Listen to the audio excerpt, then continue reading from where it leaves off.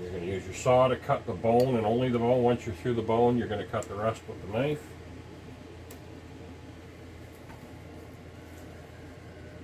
So,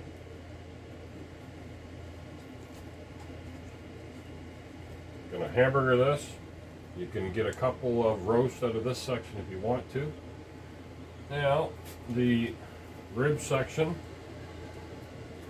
right here, where the bacon and stuff is, you're going to basically go right straight down here. You're going to cut between each bone, like so.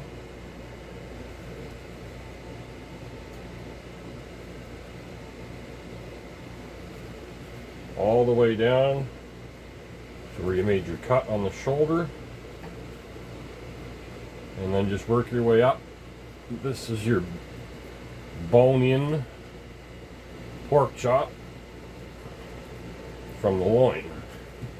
You're going to continue this right up, right on up past the leaf lard. And once you take your recip saw and just nip these bones off, then you're gonna finish it off with the knife. Once you finish it off with the knife, you're going to start from when you do cut this section off. You have the loin and the belly on the counter.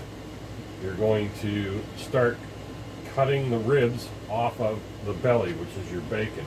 So you're just going to start and slowly, just slightly leaving as little meat on the rib section as possible. Now the ham, you're going to start from the tail, just below the tail, or above the tail. You're going to cut right straight across like this. All the meat with a knife, and the bone with the saw.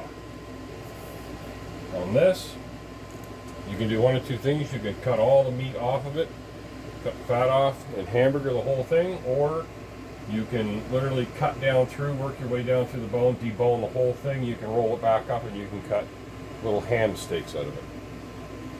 And as for the bacon, once you cut that off, you're going to trim off the giant portions of fat and then square it up into sections that are just the right size to cut with the meat saw into bacon strips.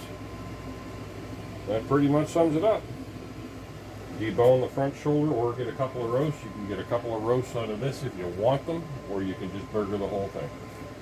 Same thing. So you start here, 3 ribs up, 1, 2, 3.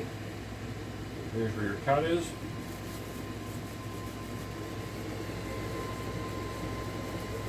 Slip that.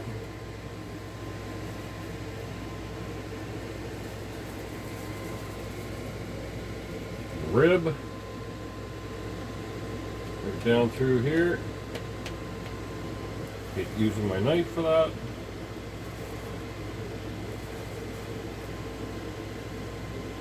You're going to kind of curl a little bit as you're coming up it, going towards the back end of the pig. You're going to kind of curl a little bit this direction to get the meat, because you want the meat on the pork chop right here. Same thing. The other thing you can do too, I guess, is you can cut out you can leave it in your, and it'll end up in your pork chops. The tenderloin is right here.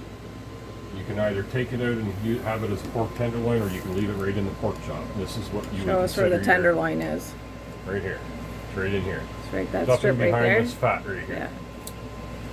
Yeah. That's your the tenderest pork meat. tenderloin. It's good, yeah. But if you take this out, this is like your T-bone section that you would buy in the store.